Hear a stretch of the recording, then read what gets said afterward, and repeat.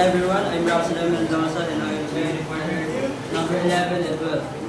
Before we start, Jose,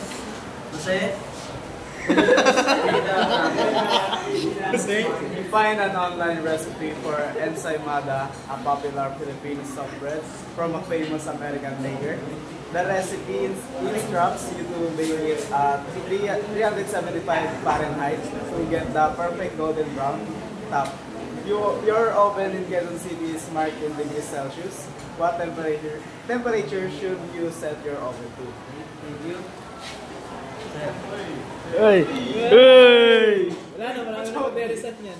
So our given is 375 degrees Fahrenheit. So our solution is 549 times 3, 375 minus 32. So we will 375 minus 32 equals 343. Now 9 divided by 343 equals 38.11. Now we will use the 5.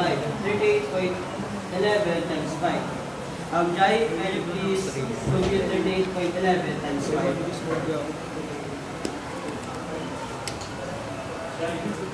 Jai.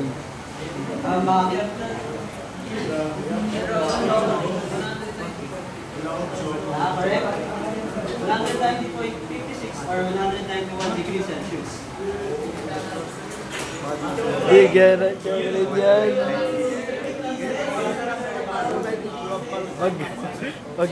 Pa-ma-expose pa kayo. So, our problem number 12, Agnish, can you please read the number 12? US Republic are planning of the Tagaytay to speed the Metro Manila trip. A relative from California tries US-based weather to respond to the forecast. Forecasted low for the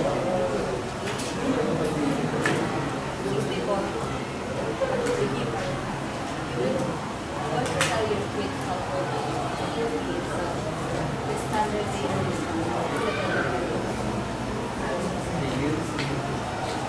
So we will use the same part from number 11. So our given is 64 degrees Fahrenheit.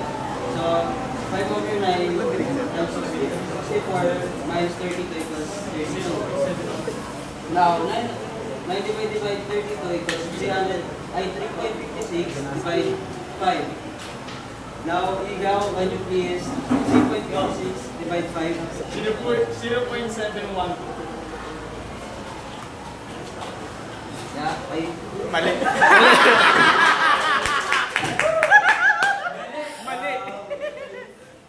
Audrey, can you compute? Lalo nakita niyo na yan eh.